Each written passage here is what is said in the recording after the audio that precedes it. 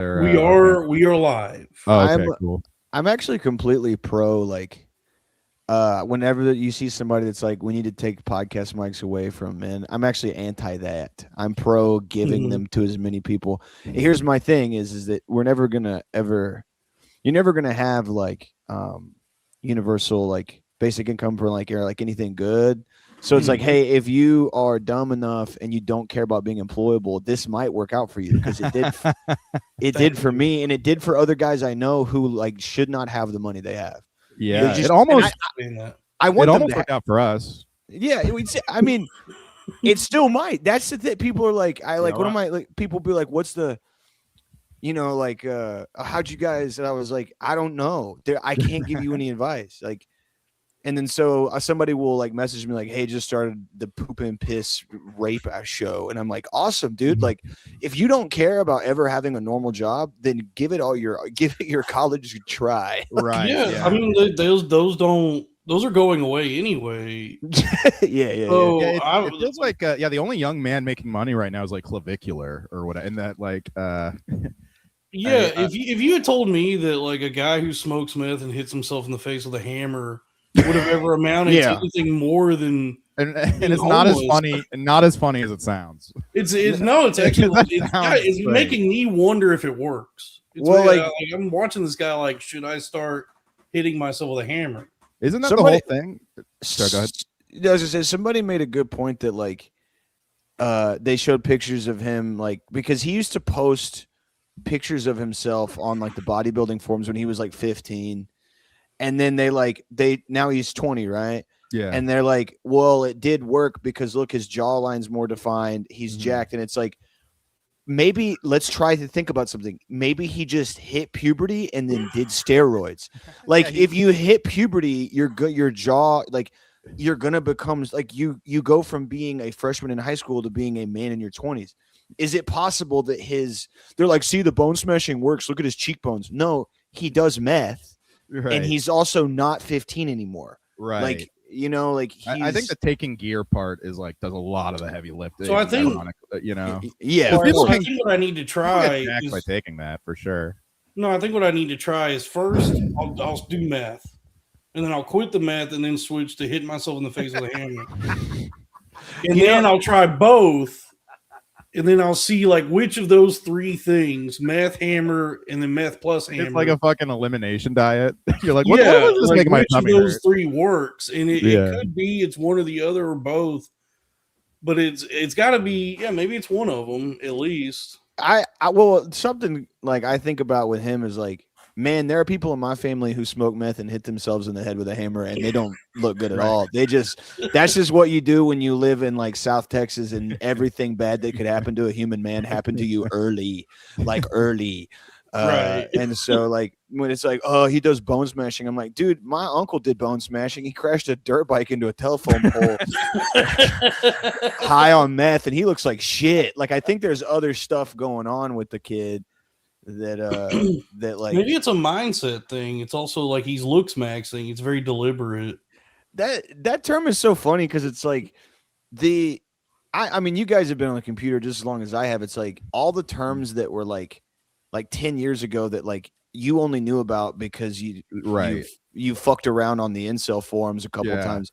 Mm-hmm. Looks maxing is just going to the gym and drinking water, and why is it the maxing oh, I'm gonna gesture max? You mean have a person have a joke or two?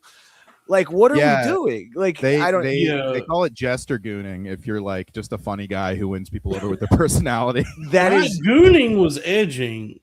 No, they call it jester. There's jester maxing and jester gooning. And the way I understand it, gooning is when you're trying to woo a woman by being funny, which is how I've gotten every single woman I've ever been with. Right. It's bad advice to just be an empty, personalityless hot guy or whatever.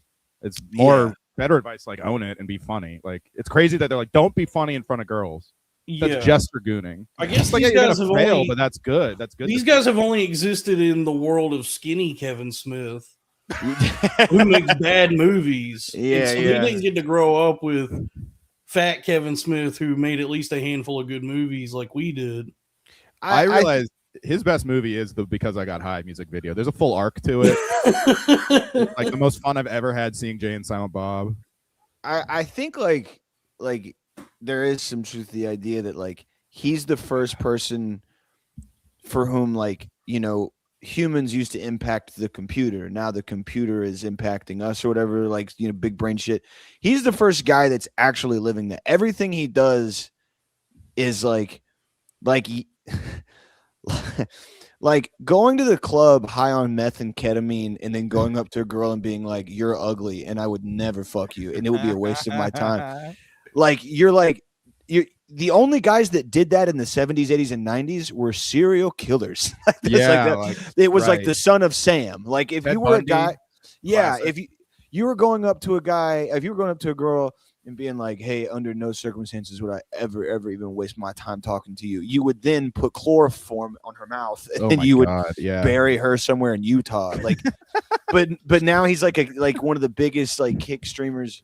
By the way, no matter where you were, you buried her in Utah. Yeah, exactly. Yeah. It sounds like somebody who he's like Dennis Reynolds with less empathy. Because like even Dennis Reynolds like sociopathically tried to manipulate women. He didn't just try to troll them. Oh yeah. This kid is gay, right? He's got to be like a gay kid. I think he might be. You make it like a new thing. He's something else. Like a secret third. Like you bringing this up, everybody's been on that. Like everyone is 12. I think everyone is either Mac or Dennis, because Mac, everybody's Catholic, retarded, obsessed with aesthetics, closeted, dumb as fuck, but thinks they're a genius. Like goes to church but doesn't know what anything is. Or everybody's Dennis, who's like, I actually looked. Dude, whenever I fuck like, there's some comedians in Austin. They're like that'll just randomly be hanging out with them. Like, yeah. You know. Here's a picture of me in New York when I was 19, haven't really aged, and they're like 38, and you're like, oh my god, what are we and what are we talking about? Hey, what are we talking about? That's a big millennial thing, like just bring up how little you've aged. Even I do that sometimes, and it's like I've definitely aged. Like even when I look back at myself like 6 years ago, I'm like I've fucking aged. I think what I did was I looked 28 when I was 22 because I was on a bunch of pills, and then I just oh yeah, this is actually what I wanted to talk to you about partially, because speaking of all of this, should we introduce the show, by the way? Oh yeah, well folks, welcome to the show. It's the Billionaire Podcast Network.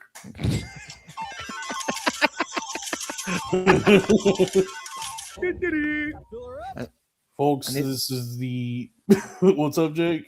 I need to get my soundboard back. The soundboard is so fun. I'm living, even if I never become rich and famous, I am living my dream of being a morning zoo radio DJ. Of course, yeah. Of course. The soundboard. Yeah. I'm as Russ far Martin. Back as I remember, I always wanted to be Adam Carolla. Dude, no joke.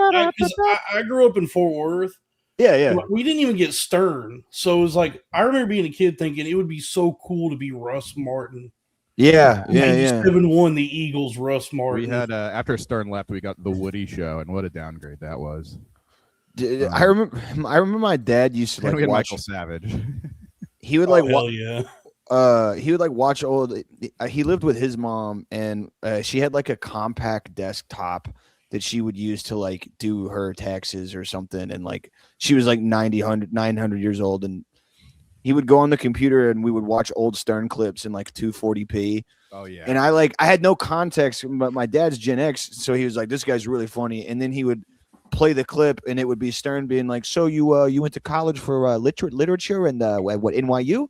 And I go, yeah. And he goes, why don't you take your tits out and get on the Sybian? And I'm like, what? I was like 8. I would be like, wait, what's a Sybian? Who is this? Who the fuck is that? I could give you a master's. Yeah, Robin, shut up. Yeah. Robin, shut the fuck up. A guy who I would come to know as Jim Norton is like, yeah, you know what? Way less transsexuals than there used to be, which is bothering me. And I'm like, by the way, Jim was definitely the talent of Opie and Anthony. Yeah, of course. Yeah. Like even back then, I was like, I am listening. I was like, Opie and Anthony are like whatever, but Jim Norton's really funny. I can't believe that's literally what I thought. I thought because I remember when Louis went on, they talked about Rush. They had Rush Limbaugh or like one of those Donald Rumsfeld. And Louis was like, "You're a fucking snake guy. You're a snake skin or something." And Kumi, I remember, I was in high school. He was like, "We're so sorry, Mr. Rumsfeld." I was like, "This guy sucks." Because as time went on, it was revealed that Kumia is just a Republican guy. He is worse. I guess he's a far right. He's not even a neo-Nazi. He's just like an old-timey Nazi. He's just a regular Nazi. He kind of like, I didn't grow up in the Northeast, but like I have like, I have plenty of friends over there, and like he's come up in conversation before, and he's like, yeah, if you grew up like in and around New York or like Philadelphia, Boston, it's like, this is just your friend's dad. Who, like, and I have like Southern versions where it's just like your dad is a little racist, but your your dad's friend is like, who is like, yeah, it's not enough to ship him back. You got to put him in a hole or something. And you're like, what? Like, when did this happen? We were saying like Kumi is the guy where he's like, you remember the episode of Simpsons where like Mr. Burns has all the diseases so none of them go through? Yeah. Kumi is like so many bad things that people just remember him for being racist, but not for being like a pedophile or like beating his girlfriend. And, like, right. All that other stuff. I think that's how he makes his living now, just by being racist. Yeah. Which we've said he's like, not grifting. He's one of the few racists who's not. He's been doing it for the love of the game for a long time. Racist for like 40 years, dude. All those guys come from a generation of like comedians. Like when the cancel culture thing was really big, I was surprised. Like 2 classes of human being were like exempt, and it was hair metal guys who wrote books called like The Rape, and it was like how they just. And then they would get Netflix shows, or it was guys like not these guys specifically, but like the Rich Voss era guys that had entire hours about like, yeah, I wasn't checking IDs at the hotel if you know what I'm saying. And you're like, how did you avoid it? You think back on Tough Crowd, which I watched when I was a kid, and you're like, man, it was such intelligent political discourse. And it's like, why don't we just bomb them all? Why not? Just fucking bomb them all. There's nobody even over there. Yeah. It's like it's funny. But to your point, let's introduce our guest here. This is Jake. Oh yeah, we do have a super chat asking, who is Jake? This is a question on everyone's mind. This episode is who are Jake? Yeah. And I think even I screwed that up. Is your name Jake? Wait, is it Jake Rhodes or Rhodes? It's Rhodes. Rhodes is like a Twitter thing from when I first got on the app. But I'm Jake. I'm the host of Pendejo Time podcast. Yes. Nice, dude. Very funny, really funny guy. I wanted to have him on for a while. Dalton, actually, you were. I've known you for we've been Twitter mutuals for a long time. It's before the come up on your part, but I remember Dalton back when we started Loud Boys. I think if I remember, Jake was the first guest you tried to book, Dalton. Like before was he? Yeah, it was. He like tweeted. I remember. I think maybe. Maybe because I've known. I mean, I think you and I, Jake, have followed each other on Twitter for a while, and I've known about Pendejo Time. It's a funny show, and I feel like I should know what your actual name is. No, it's cool. Like I do have my full name on my Twitter. It's the handle, but it doesn't matter. My name. You're also the drummer of a rock and roll band called Drunk Uncle. Yeah, that's also true. Yeah. That's great, man. You guys still play shows and stuff? Oh yeah, we took a little break after we went on. We did like a U.S. tour last year, and then now we're like writing more music. To try and make another album, and then maybe go on tour again. I love being on the road, and I like eating fucking chips for lunch and dinner. I love chips, dude. That is awesome. What's your favorite chips? Dude, I'm not fan. Zapp's Voodoo. I'm a classic Zapp's Voodoo guy. I know some people are like, oh, they're too vinegary, but I'm like, dude. Whoa! All right, Kumia. Are we going in the Kumia corner? Yeah. I broke my one rule. I'm Batman.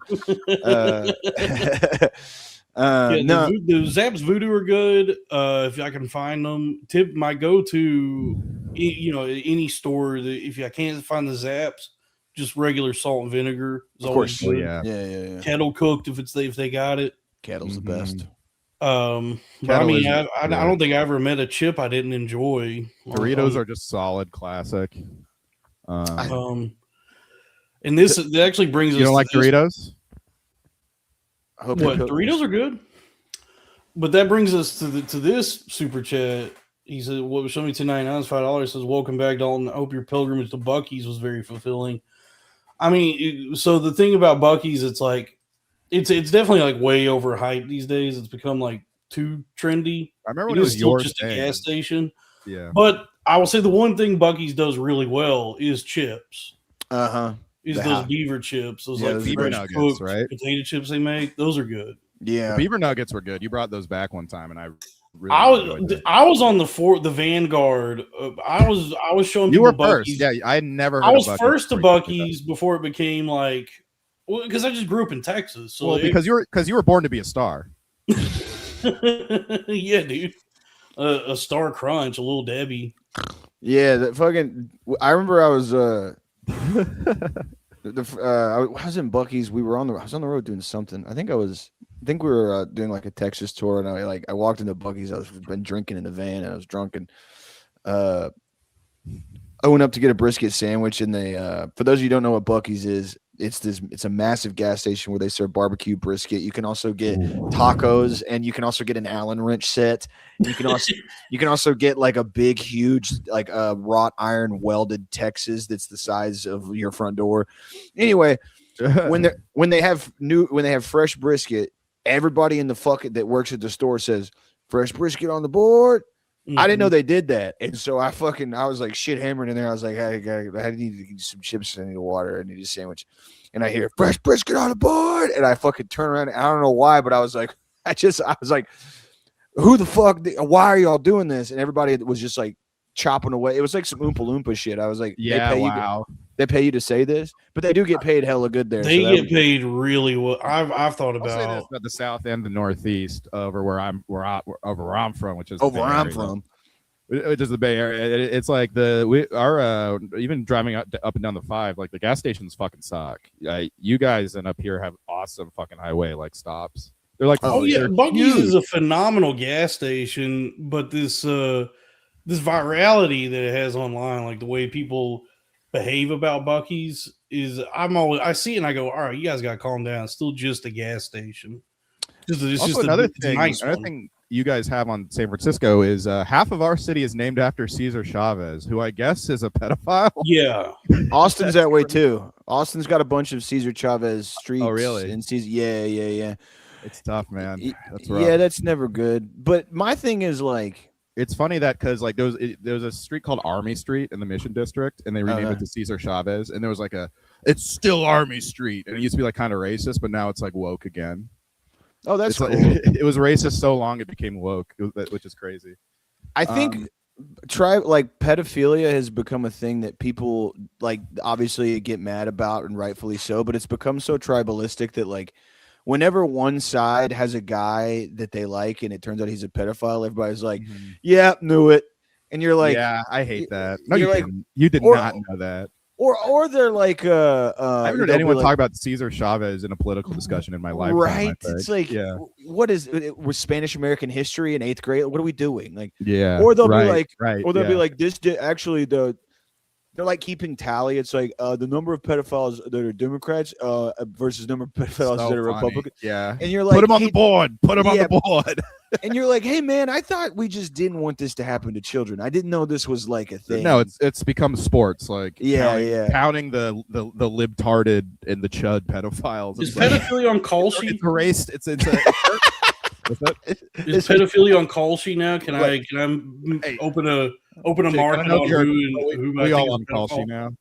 We all on call sheet now. That's for sure. I wanted to, before it escapes my thought, because Jake, you're a hell of a guest. You have so many great. We're rolling, we're rocking and rolling. But before it gets away from me, I did want to talk about your because it also ties into the clavicular of it all. That one streamer who nodded off on those 7-OH pills. Oh yeah.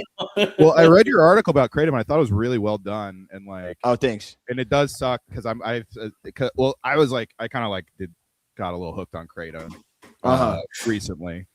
and I like I quit it, and I just feel like I've been like, oh, great, Dalton, that's awesome. But I actually like did the pills just because they were easy to get, and then I saw that guy nodding off on them, and that's kind of when I was like, all right, I should like fucking cut it out. And then I read your stuff about it. Yeah, so it's not kratom. It's just like it's just an opiate. It's a synthetic opiate. It's like depending on the dosage and the brand, like where it's like can be like 5 times as strong as morphine. And anyway, like, dude, that article. So like, bro, I was telling who the fuck was I talking about this? I was talking to Ben about this. I wrote that article as like a cautionary tale. And then like I wrote it a year ago, like in January, right? Dude, I've had like 5 or 6 people DM me. They're like, "Hey man, read your article. I got curious. I'm on Suboxone now."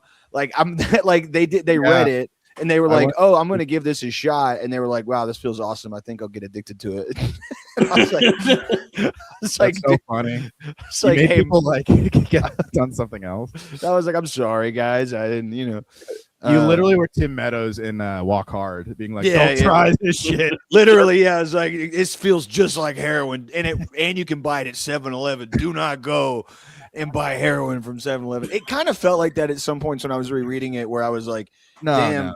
It kind of snapped me out of it, so that's like credit to you, honestly. Yeah, well, I think it's the same way that they say there's no such thing as an actual. I was like, that's fucking this. I shouldn't be doing that.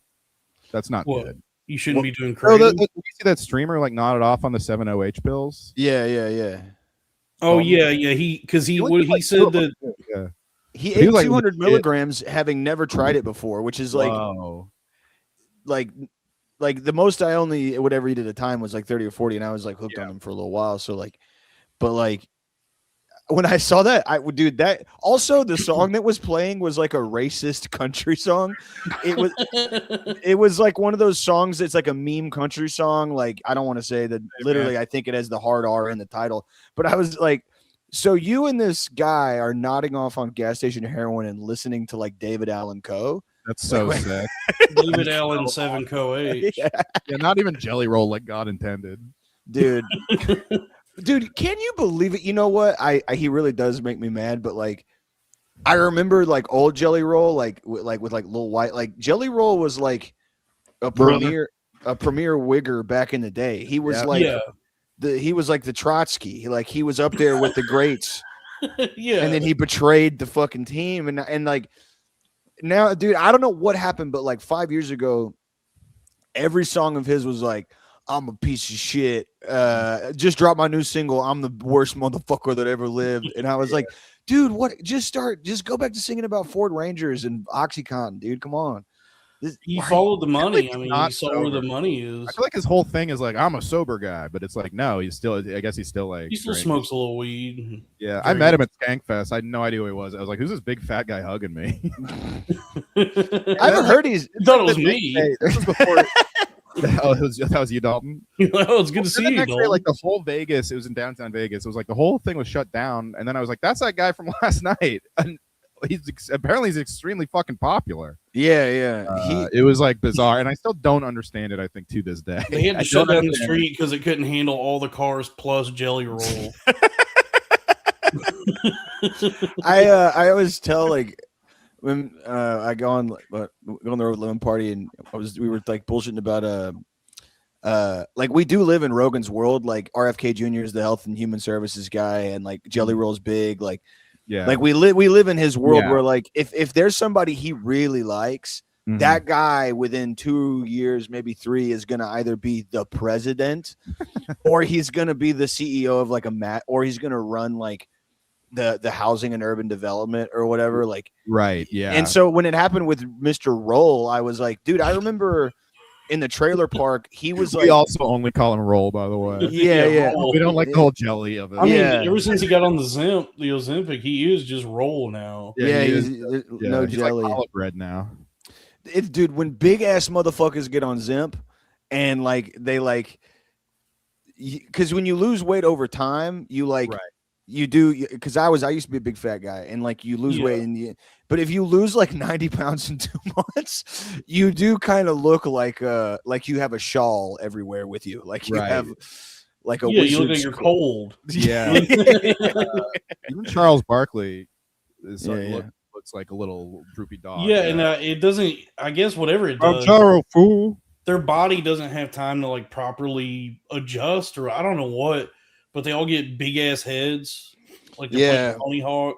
I think the thing is you should work out. Like you can't. Yes, you'll get skinny if you like. Even if that, like you'd look like that if you just like restricted your calories and didn't add exercise, because your body is supposed to like be composed and like because you get bigger if you exercise as you cut weight, and then it looks more proportional.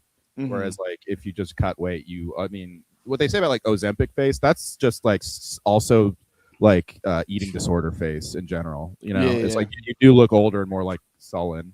Mm-hmm.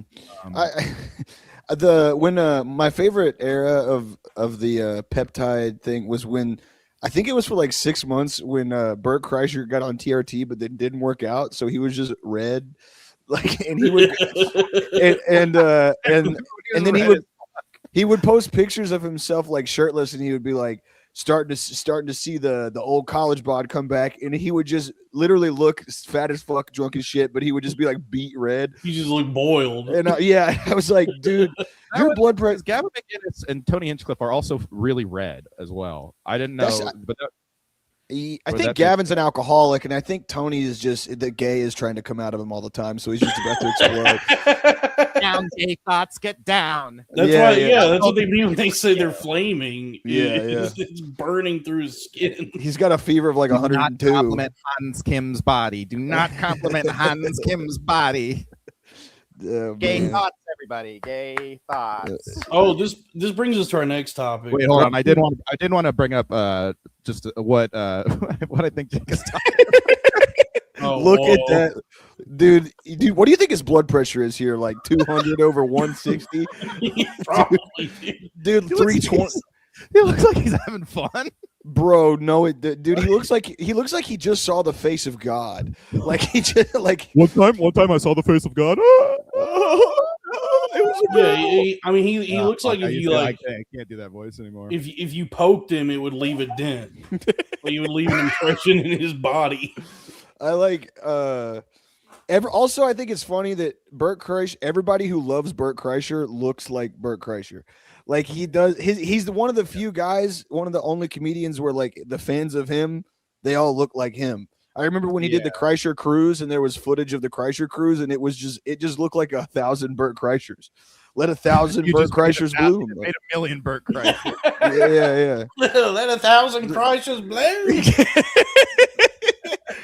Yeah. How red Tony is these days. Tony do be looking red. Tony looks like he's hitting the tanning booth too much.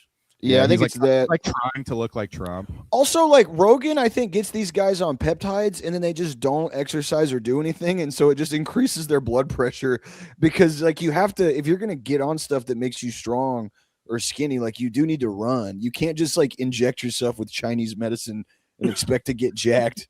I think Gavin's just a classic like alcoholic idiot. I think that's like alcohol face. He's got Pete Hegseth face. Yeah, it's just like alcoholic body, like your body your liver's failing, so you're just puffy all the time.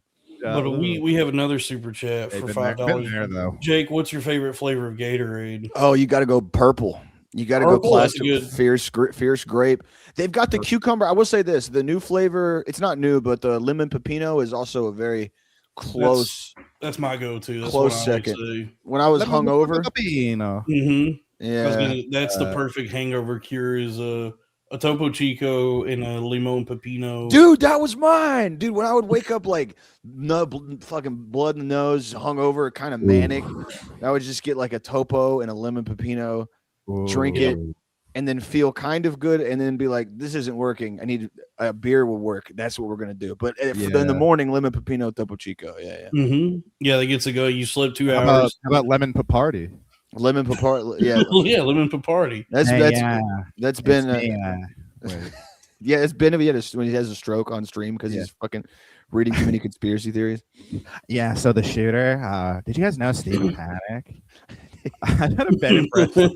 That's a pretty good Ben. He'll call me and he's so we knew each other at open mics, and it's crazy. It's like come in handy. Like it's funny which of my I had a Shane Gillis impression back like. Not to like I know these guys. I get it. Yeah, it's crazy because when I would do these impressions just at mics or whatever, people would be like, when are you ever going to use that? So I'm glad like 2 of them, I think at least 2 or 3 of them have like actually paid off. Yeah, like, enough. I was doing every time I would like talk about like hanging out with Gardini, I would do my Gardini until I found out Sean hates that. So I was like, that he hates me. That's probably why he hates me. I'm always like, he doesn't hate it. He just like he'll like if you're hanging out with him and you'll be like, yeah, man, the other day I was it's not nice, mister.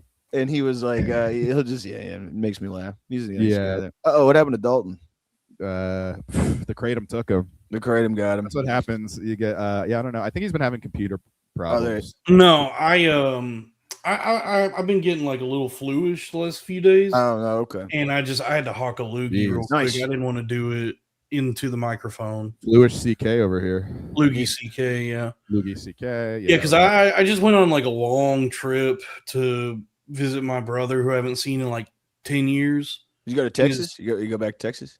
No, I grew up in Texas, but actually like all my family's from Georgia. Oh, okay. So like I was born in Georgia, and like all of like that side of my family still lives in Georgia. Mm-hmm. So I went back to middle of nowhere, southeast Georgia, and his house was just like he like because I had lost contact with him forever. That's like the deep south. That's like the deep south. Like it's a real deep south, yeah. Great barbecue though. No, I lost contact with him forever, and then he finally reached back out after like a decade. And that was like when I found out. I found out when he first reached back out like a couple months ago that he had actually gotten divorced like 2 years ago or something. Shit. And him and his fiance reached out and said, "Hey, I'm divorced, but I'm getting married again. Please come to the wedding." And so I was like, "Oh, cool. I guess, you're my brother. I'll go." And I went and I still don't know what happened, but somehow he went through this bad divorce, but he still got the house. Nice. But I guess he lives like I do, so his house was just like gross. It's just a guy who's 42 who his wife and 4 kids left, so it's just him by himself. Yeah. He got a fiance there now, but it's just like a gross house. Yeah. I think it made me sick. Yeah, when my dad and my mom got divorced, he moved back into his mom's place, but his mom had died. So, and the city had condemned the house, so there's no running water or like electricity in it. And I would go over there sometimes, and I'd be like, "Hey, how's it going?" And he would be like, "Oh, it's great." And then you realize, like, whether it's your dad or your brother, like, some guys will get to hell and they'll be like, "It ain't too bad here." I get fucked by the devil every day. I have to eat hot fire, but I mean, it ain't that bad, like some guys' lives suck so bad their whole forever that a place you wouldn't go to with 10 guns, they live there and they're like, "Hey, welcome. Hey, how you doing? Yeah, this is that's my rat. That bad pile of shit over there is mine. Don't go over there." You just kind of. It's a good thing. They love their personal property. Yeah. It was just the strangest thing because I always knew him as being such a like structured and regimented guy. But I guess that always came from like outside influence because he was in the military. Yeah, he gets out of the military and then he marries a woman who was. I mean, I don't think I'm speaking out of school here or disrespecting my brother by saying she was a stone cold bitch, but she kept him in line. Like I think she still provided him that same like militaristic structure. And then so for the first time in his life, he doesn't have that, and it just looks like it turns out we actually have way more in common than I thought because he just like it looks like everything just fell apart for him. And his house fell into disarray because I mean, there's like, dude, he's got this crazy house. It used to be a bed and breakfast, and it's like this beautiful, like I don't know if it was a plane. No, it was built after plantations. It looks like one. There's a beautiful house that's built in like 1903, and it's just like there's holes in the floor. Nothing's clean. He didn't. It looked like he lives in Gummo. Yeah, dude. He's living in like Georgia Gummo. And I guess it was nice to see, like, I guess, like, this guy I don't really know is my brother. We actually have way more in common than I thought because I've lived in these kinds of conditions before where people walk in and they go, "Are you okay?" That photo you sent of your brother, I was like, yeah, that's a guy from the South. All right. Yeah. But the thing where we like he's definitely like, he looked like one of the guys who like, and not to disparage your brother, but he looked like one of those guys who has the profile picture of them in their truck with like the sunshades on. Who, like, well, he is a cop. So he is a cop. Oh, okay. And he is like the kind of, he's on the, I don't know if he's on peptides, but he's definitely on TRT, and he's like trying to become a professional bodybuilder. Why do all these? Okay, well, that's at least he's working out. So he's got acne. I was thinking about what you were just saying about acne.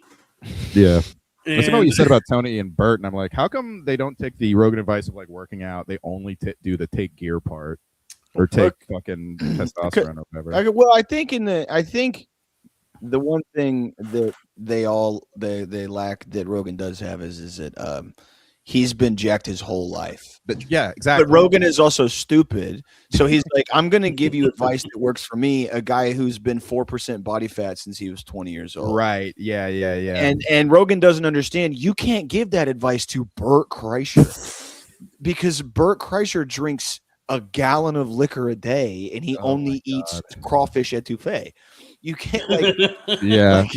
He's healthy for like 1 month a year. He thinks he can get all his exercise in 1 month out of the year. Yeah, like he'll have a guy like, dude, whenever he has like one of his friends on, like Theo Vaughn or something, right? Like whenever he has one of his, I don't listen to the show anymore, but I used to like on long road trips, I would put it on many years ago. Yeah, and he would used to listen to those shows for sure. Yeah, and he would have a. I used to like Bert honestly, but he just got so the narcissism. Like all these guys before. Segura was my favorite comedian. Mostly stories, completely normal. Like that run of specials was like untouchable. Comics really like Segura. I remember.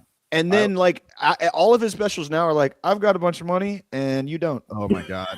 Yeah. So I know a famous person and the crowd goes fucking ape shit.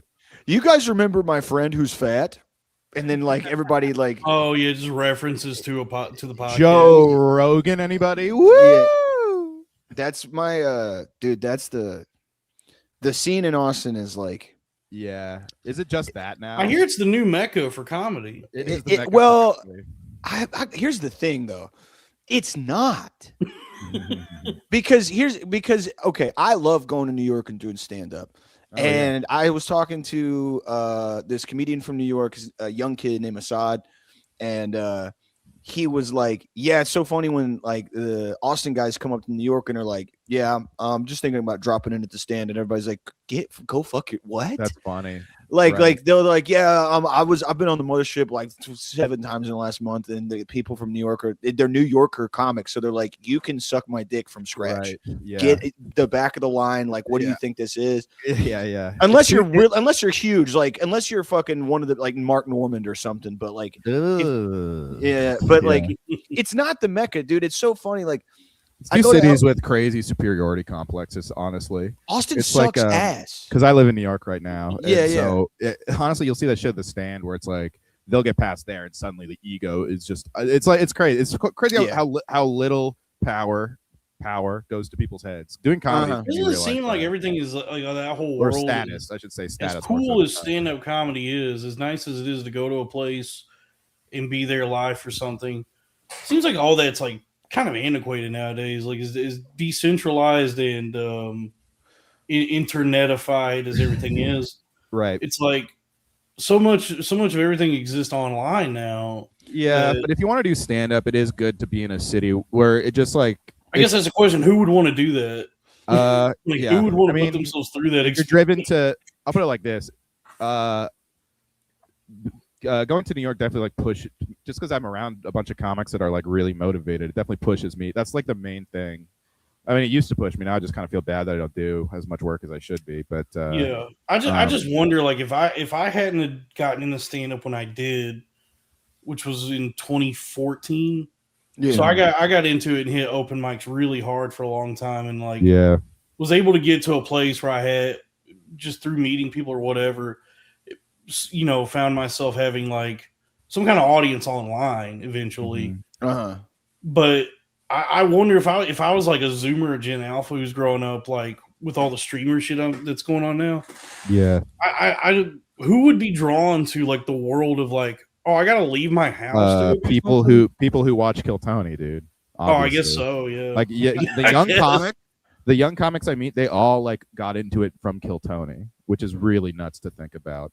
You'll meet a guy every now and then that's like it's really into like Mr. Show with Bob and David, and he's yelling. That's like my favorite show. Yeah. Me too. And like Wonder Shows and yeah. But a lot of people come here, dude. I was like, I was talking to Connor. You know Connor McNutt. Yeah, I do. Yeah. I was talking. It's Carter like McButt. the guys who come to Austin in 2026 for stand up. It's like the guy in Japan who, when the first bomb dropped in Hiroshima, he saw it, got scared, and took a train to Nagasaki, and then the bomb dropped there. Like whenever I meet somebody at a show, like, and I believe you should follow your dreams no matter what age. I genuinely, like, as a guy who literally like drank beer until something good happened to him on complete accident, I tell people, go do it. Yeah. But then I meet somebody who's like, yeah, man, I quit my job. I was a lawyer.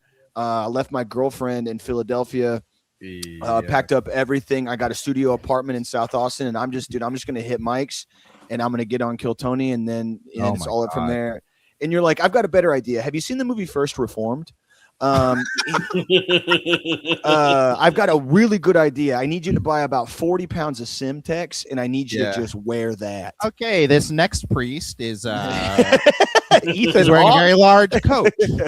Ethan Hawke, everybody. Ethan Hawke. Yeah. I mean, you know what, though, if I would hope, because I mean, I guess when you're like young and stupid, or you don't have any perspective, right? Everybody has like a delusion like that. If you're gonna follow your dream, for sure, yeah, for sure. I'm gonna move to that's the not city that's I've not never just been comedy. to. That's like almost every competitive industry. Like, just the notion of like even I'm gonna move even to the NBA city. players. NBA players are like insanely They're like, all of them talk about how delusional they were when they look back on it. But it's like you kind of need that to succeed and that kind of thing. But then what should happen is, like, for any normal healthy person or anybody who like at least has any sort of self-awareness or just awareness, is like so you've moved to a city you've never been to, and you're doing all the things that you heard about on podcasts or whatever. At a certain point, you should become disillusioned.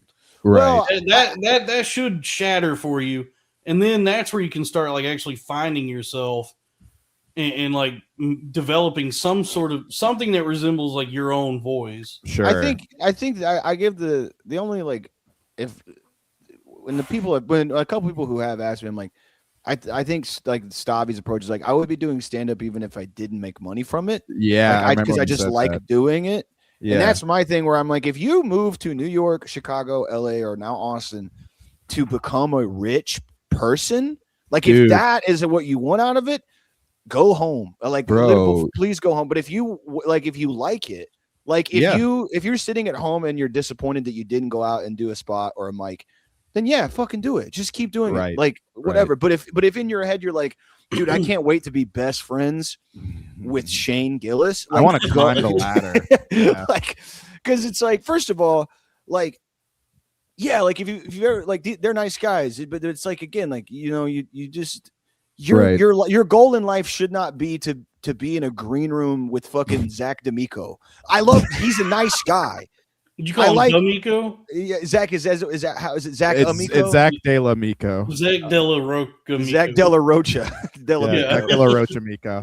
Cast to fry. To your he's super sweet, but I was like you meet guys and you can tell kind of real ass dudes on parade. Yeah.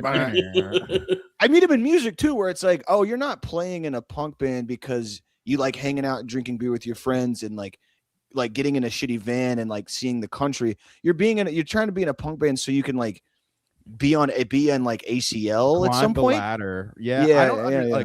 And to your point, like I've known people very well who are in comedy, and I ask them, like, and they'll be like, yeah, I didn't really like comedy growing up, and I was like, why are you doing this then? What the fuck is the point of this? I don't understand people who like get into comedy don't like comedy, never liked comedy. It just is like a social circle or something that they think they can climb. I think the only people I've ever heard say I would do this for free are the people who have gotten fabulously wealthy from doing it. I've never heard anybody that's like really struggling and trying to get booked say like, I would do this for free. It's more just like, nobody's paying me to do it, but I would love to make some money doing this. Staub did used to say that back when back when it was like Come Town was first starting. So I guess they were already relatively successful. But I remember he was talking about going to like an open mic at Over the 8 or something, and he was like, yeah, it's like he basically was talking about like the good things about going to open mics, and I was like, that's true, and I'm actually like I get the sense that Staub he would still be at bar shows and mics if he wasn't. I mean, I did it for like 10 years before anything ever happened, and I just kind of like, and like, and then but I would say like I like it, like I like playing music, like whenever, and I understand that they're like a fundamental part of like whatever American culture is, like your hobby's got to be your side hustle, and it's like, dude, like hustle culture. If you want that to be, then get into like making coffee mugs that say it's bitch time, like that. Make that your fucking thing. Like, don't make this thing that's like, or get into lucrative industries, like you just have to climb a ladder and that's how you make money, like finance or some shit like that. I don't understand why they want to be artists. Like if they don't have any meme coins. Or literally like get into meme coins. I've been very close to people who like didn't like comedy or whatever, and it's like, I mean, I guess maybe they make people laugh in conversation, and maybe that's why they got into stand up. But it's still like maybe people just don't know what to do anymore because it's it's just strange times. It is. It is. That's such a that's deep, dude. I love when Robbie just goes strange times with no commentary. I gotta be honest with you. I would love to work in like a corporate office job, you know, just be a man of corporate America. Yeah, but I don't know how. I don't know where to go to do that. I went from working construction and kitchen jobs into white collar. I made the transition, and I'll tell you right now, it's way better in every conceivable way, except for one, which is if you work in a kitchen or you work a construction job. I talk about this all the time on the show. Somebody pisses you off or fucks something up, you can look at him and be like, hey, man, I think you're the dumbest cocksucker that ever walked God's green earth. And if it wasn't for this fucking job, I'd kill you. Mm-hmm. You can say that, and that guy will either call you a pussy or he'll call you something else, or maybe y'all fight. And if you fight, it's cool because it's a kitchen. Who gives a fuck? You'll have the same. But like it, but dude, when I moved to fuck your coworkers, it's just great. You move to white collar America, and it's like, well, if you look at my last email, like I can't. I'm so bad at that. Yeah. Because in my head, I'm used to being in places where somebody be like, God damn, dude, you might as well shove your own dick in your ass. You ain't worth a fuck. Like, I just like people say that shit to you. I can't say that to the intern who's like, who's like, sorry, dude, my Zoom, like, fuck, my Zoom. It's like, he's useless. Like, I can't say that to the developer who, like, you know. Wait, do you still have a day job? I have a good like part, like it's like an advertising thing during the day. Yeah. I'm one of those guys, like, dude, I have people in my life that are like, yo, you should quit your job and just go all in. And I'm like, maybe if this would have happened for me earlier, but like, I don't know if you've seen The World, but like, I'm not going to quit my job right now. Like, I'm doing just fine. I'm able to travel. I get to go on the road. I'm very lucky. We're in like 900 wars, like money, they're molesting the money as we speak. Like, oh yeah. The money is becoming worthless. I mean, if you're able to work and you can get an email job, you got to take that. Yeah. Yeah, dude, do it. Yeah. I'm gonna have to cut out here in just a bit, boys. Oh, for sure. No worries. Thank you for your time. We appreciate the time you were able to give us. No problem, man. Thank you all for having me. You're welcome anytime. Yeah, sorry I couldn't stay for the hour. No, all good. Yeah, you gave us a heads up and we were late, so that's on us. Do you have anything to plug before you go? You're fashionably late. Any shows upcoming or anything like that? Oh yeah. If you're in Austin, April 28th, I'm opening up for Ben and the Lemon Party Boys at Creek in the Cave. And then if you're in Houston, you're gonna open for us. Hey Jake. Hey Jake. Hey Jake. Do you think that Epstein was actually eating babies, or do you think he was just having sex with them? He's fucked up. There's something wrong with him. I've been Ben's de facto like conspiracy feeder for like almost 10 years. And wow, so you're the one. It's my fault. It's partially my fault. Like he's Hey, got other man. people in his life, but whenever he's been sober for a long time, but when we met, he wasn't, and he would call me at like 2 a.m. and he would be like, "So the CIA just like sold kids to like fund the war?" And I was like, "Yeah, they do stuff like that." And he would be like, "But we pay." He'd be like, "But we pay for that," and I'd be like, "Yeah, we paid for like every bad thing that's ever happened to everybody anywhere." And he's like, Yeah. "Oh." And then like the next day, he would be on stream and he's like, "I got this friend who lives in Texas who doesn't sleep." He tells me all the evil secrets of the world. Anyway, that's so sick. Yeah, go see Jake open up for the Lemon Party guys. You'll hear Devin say something like, "So what? They're making a Labubu movie now?" It's a sack of shit. Okay, it's a piece of shit. Why are we doing this? Did we run out of books? Is it a library issue? Yeah. Oh man. All right. We were I watched him fall down the stairs and I thought he died at Helium, and I legit thought he was drunk, and he fell down the stairs with me and Connor and Ben, and Jace looked at each other like, because he scorpioned. He like literally and then he gets up and he was like, "Okay, somebody's calling the Uber. Somebody's got it." I was like, "Dude, you are made of rubber." And scene. Yeah. All right. See you later, Jake. See you Thank guys. you very much. Of course, Take it easy. He hated us. Yeah, he hated us, dude. We embarrassed ourselves. On baked lays are horrendous. Panatron $2. $2.79 from Tetris Bad Boy. Mecca is the Mecca of comedy. Also, hey, assalamu alaikum tonight. Oh yeah, so we were gonna. I forgot to Jake, shout out Sumo Dog. He left, but hey, shout out Sumo Dog. What were you saying, Robbie? We missed out on the arena, so let's do I promised some people that we'd do a damn arena of ideas, a little call-in. Oh yeah, we could do some call-ins. Yeah, so call-in Ghost. Yeah. Let's do plugs first. So, folks, big news. Something just came across my desk. Oh shit! This is huge. You could probably see it. I'm wearing it. We got new shirts in. The YN Time shirts are in, and some people have wondered what the tagline means, because the New York Times' tagline is all the news that's fit to print, and then the tagline on this says all the ends whose fits is lit, which I guess is something that me and Robbie came up with. Is I guess the idea is that it's like a fashion journal that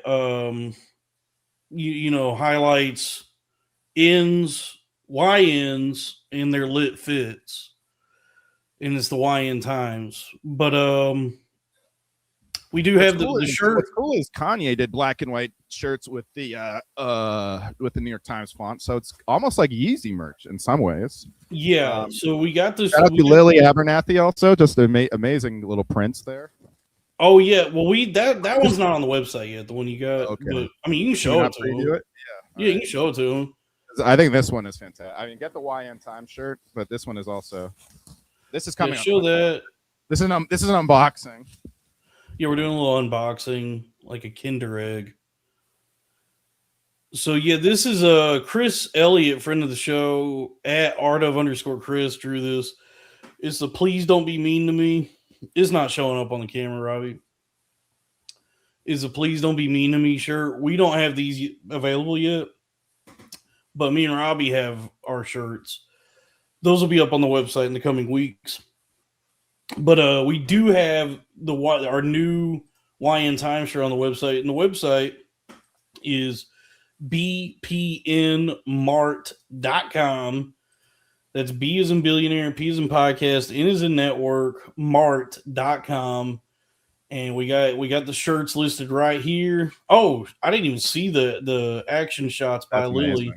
So Lily modeled them herself for the website. This is the first. I mean, these are nice photos. Lily's looking nice. What is she getting into tonight? What is she getting into tonight? It's a question on everyone's minds. So yeah, if you go to the website, we got them all the way up to we got meet. Oh, they start. Okay, so folks, you spoke, we listened. These shirts are the first run of shirts we did, people reached out and said they're a little thick, a little too sturdy. So these are a lighter material. They're real comfortable. Great for the summer. Great for any time of year, if you ask me. I like the heavyweight cotton tees. And then I guess based on sales of our first run of shirts, these go from medium to 3X. I don't think this show's ever going to sell a single size small in anything. So that's smart. Unless we make something for people's penis.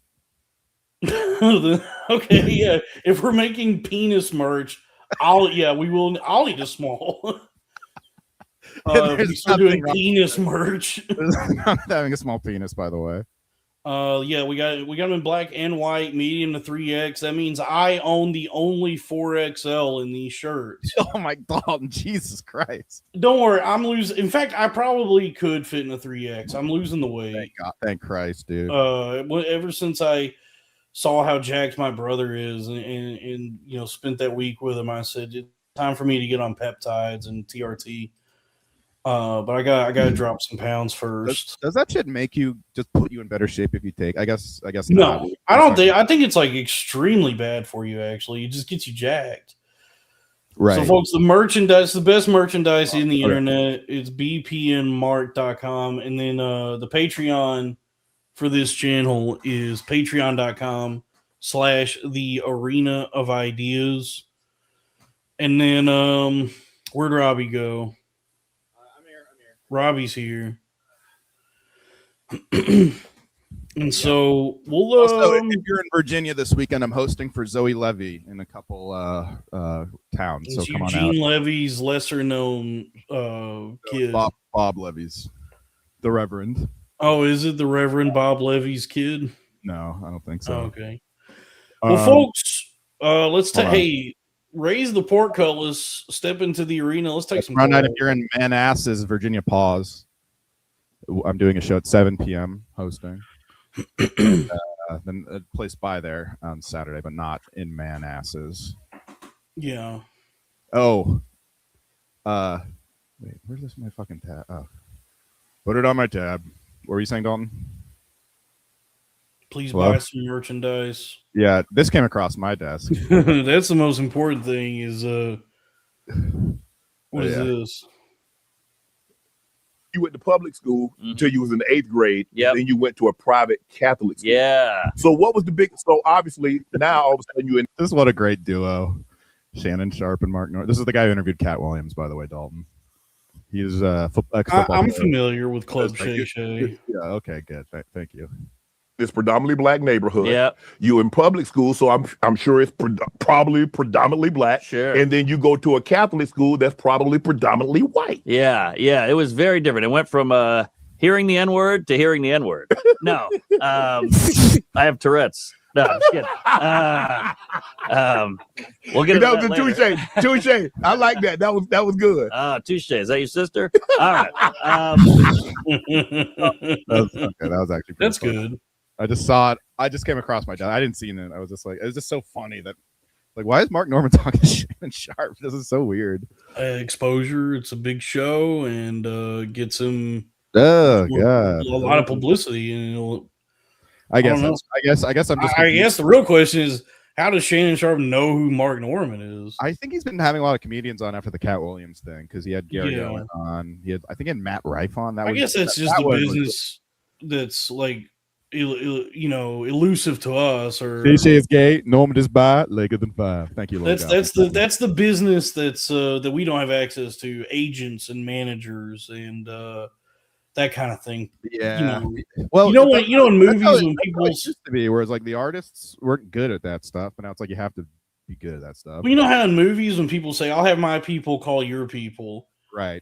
My team. It's like we don't have people, but Mark Norman and Shannon Sharp each have people. Yeah, and those people talk to each other, and then that's probably how that interview is put together.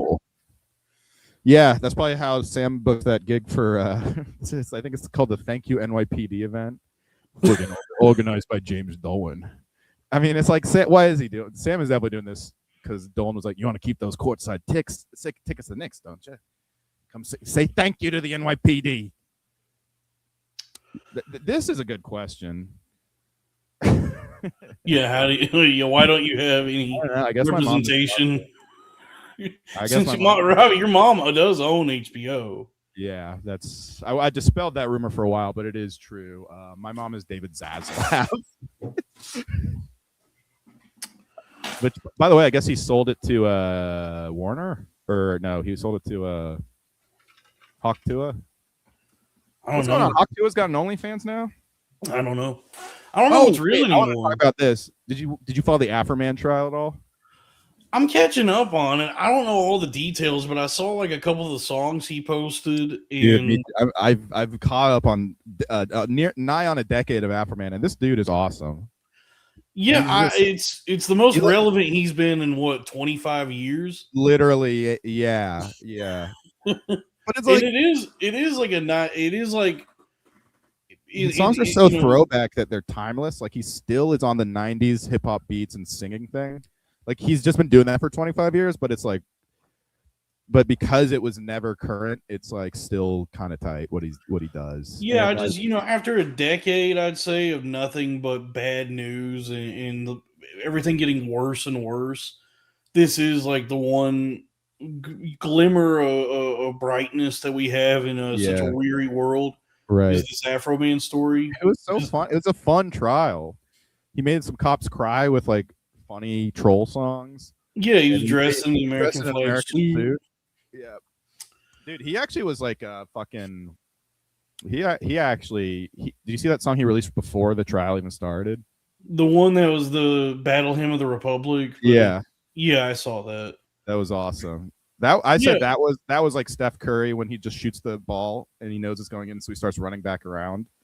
That's like what Afroman did. He was like it was Babe Ruth calling the home run. Well, I think because from what it looks like, that police department is just wildly stupid and incompetent and like weirdly vindictive. Like they sued him, so it's like he was just exactly. So I think that here's what. Did you see his lawyer rule? I think I met him at Skankfest. That's one of the Kreischer fans. That's one of the guys that was on the Kreischer cruise. I think that might be Dave Wrong, the stinker. Because I think my speculation from what I've briefly seen, the little bit I've seen. That's what is that? Adams County, Ohio. I bet it looks like it's probably mostly a really poor county. Right. Yeah. They like stole. They took a bunch of money and then they returned it with like $400 missing. It's like $400. So it looks like it's a really poor, like poverty-stricken county.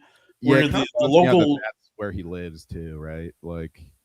Yeah, but it looks like the local sheriff's department probably operates like a mafia there. Like that's like they're the big dogs in town. Mm-hmm. And with that, they've mostly been able to just be corrupt and do what they want. Yeah, they mostly just get to act with impunity. They're like criminals. They're like a criminal organization, and not all cops are criminals. But you're right. That's a good point. That's like in a small town. Well, because it looks like what happened is Afroman is the one guy in town who has money. So this is the first time. Honestly, in audience. Yeah, and more than anything, in audience. This is probably the first time they've come up against anybody who could even afford a lawyer. and so, just like any lawyer who sees the evidence and gets in there, probably said to Afroman from the jump, like, "Buddy, this is a slam dunk case. These are the dumbest bunch of fucking morons." Which they initiated. He didn't. Yeah. They sued him. But that's the thing. Is like that's like how they've been conditioned because they've never experienced any pushback to anything they've ever done because no one in the town has the resources to do that. So but they're also really stupid. They're very stupid. So they don't have any like understanding of anything, it seems like, and they just thought like they've probably never been held accountable for anything in their entire careers. And they're also probably like Klansmen or whatever. Like they're probably like closed off from the rest of the world. So even though it's been 25 years since I Got High came out, because I got high. Since I got high. They don't even. Since I got high. I know. Since I got high, I smoked weed for the first time. Since I got I want a high. new song. Yeah, yeah. You know what I mean? It's 25 years. That song is like a cultural touchstone for anybody who and also Colt 45, two zigzags. Two zigzags, baby. That's a middle. Those are both middle school fucking heaters, dude. But I'm willing to bet that sheriff's department is so insulated and so racist and so stupid. They don't know who Afroman is. Afroman. Yeah. They don't know. They never even heard those songs. No. So they just thought, who's this uppity Negro that bought all this property out here? They thought it was Lemaire. Yeah, they just thought, well, this must be somebody running drugs, because how else would a black person even be able to buy this property? Right. And they're so racist and so stupid. They cut his security cameras. That was what was weird. That was weird. They violated the fourth. They violated all the first 5 amendments. Quite frankly. Yeah, they absolutely. They were trying to go after his freedom of speech. Basically, they were trying to be troops and getting them to fucking quarter him. Which is that's my amendment that I've bizarrely we got to protect our not quartering troops. No quarter, no dimes, no nickels. Times Square. Oh, did you read that Diner Goth article? No. What? I didn't even read. Who and what? I haven't even read it yet. Who and what are you talking about? You don't know what I'm talking about? It's the topic that it's sweeping the internet. Man, Young Jesus, the Snowman. I gotta go, man, to see Lakers in 5. Are you actually gonna go see them? I watched LeBron last night. That was crazy. I can't believe he did that at 41 years old. That was great. He like six slam dunks, which he hasn't done since 2017. 6'7"? Yeah. Hold on, I'm like, hold on, be 1 second. Okay, yeah, no problem. I'll play something everybody likes. Dalton, we're on the what is it, the fatty homosexual or something? Dude, I was at the fucking DMV today. Let me tell you, more like the Department of Chuds. I hated it. I'm not at 100% right now, dude. I'm sick. Really? Yeah, dude. I mean, all that traveling, just I was rubbing up against all these people, staying in that gross ass house. That's why I got back. I mean, I got back on Sunday, and I was thinking about doing some streams during the week, but I just haven't been feeling good. But today was the day. Today I was like, I have to be there for that's my job. Yeah, thank you. Well, we can cut it early if you're feeling sick. No, we still have to do a Patreon. I was going to tell you about Diner Goth. So I haven't read the article yet. I guess maybe I should, so I can speak on this with. So what are you talking about? So it looks like what happened. So some guy. What had happened was there's a publication called The New Atlantis, and the buzz I'm seeing online is that the guy who wrote the article is one of these like dime square holdovers. Like he comes from that era, and he's still like a dime square guy. That Red Scare, yeah. Yeah, he's a coastal elite, and he wrote this article. Again, I haven't read it, so I could just be completely out of line here and not know what I'm talking about. So you're recapping an article. So I'm recapping an article I haven't read. But it's an article you haven't read by a guy you don't know. By a guy I don't know. But using context clues. This is what podcasting is all about. Using context clues and commentary I've seen from other people. It looks like this guy finally left New York City for the first time to go to a different city, somewhere inside America, away from the coast. And he noticed that girls in other places also like anime and have tattoos and wear cat ears and are quirky and have like a goth aesthetic to them, which he coined Diner Goth. Oh, God. I guess because diners are emblematic of small town America. There's a ton of fucking diners in New York. What is he talking about? There's so many. I guess like diners, like Waffle Houses. This guy sounds like he also doesn't know about anything. But Because it's like goth shit started in the suburbs. It's like a mall suburban high schooler thing. Yeah. So, he talked about, because like I'm from the South. I grew up in like the middle of nowhere my entire life. That's nothing new that even middle of nowhere towns have weird girls who wear hoodies even in the summer and do the cat ears. And I wanted them to be my wife so bad when I was a kid. So that's what people are saying about the article, is that really what it is. This guy is jilted because he fumbled one of those girls. Like he dated some alt goth girl and fucked up that relationship, and she left him. I would. And never. so he still is like has all this animosity toward her or misses her. Animacity. Yeah.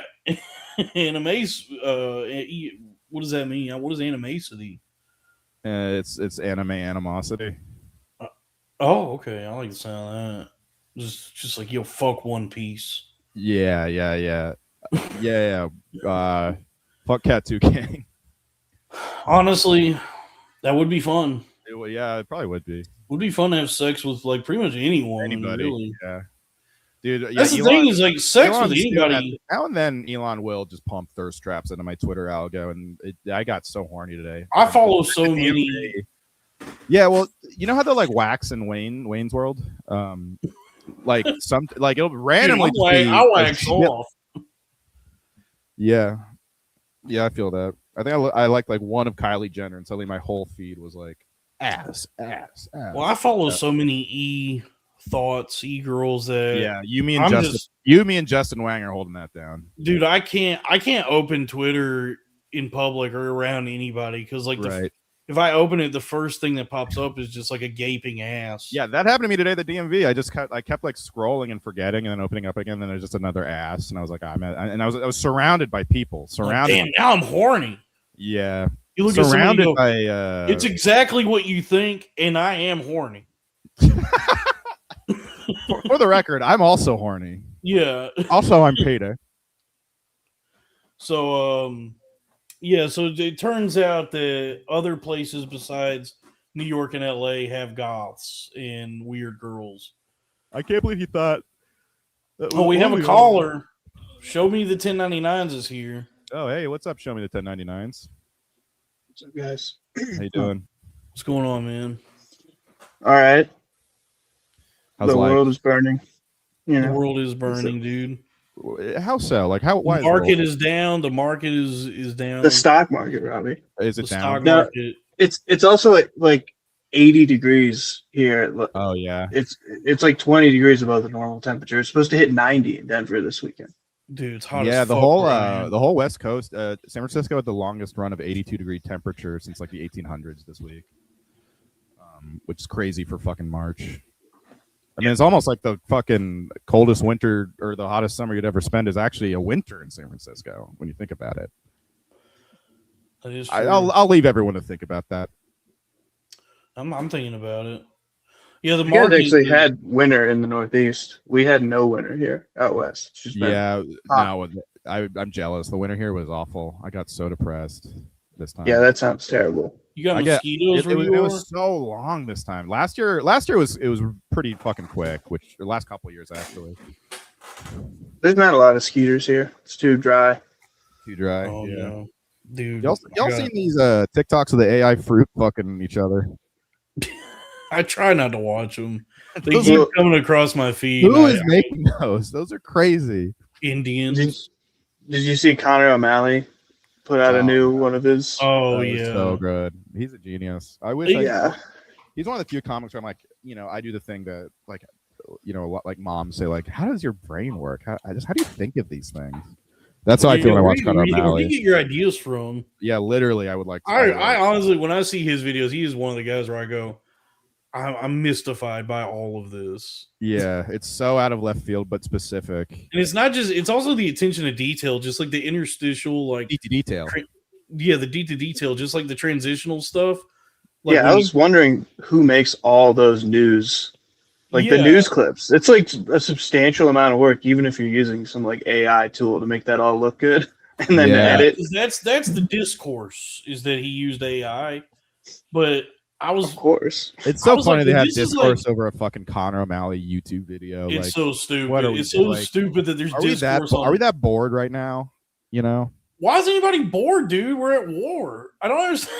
It's like I don't understand like why people are still channeling. People are already bored of the war. It's like people are bored of it.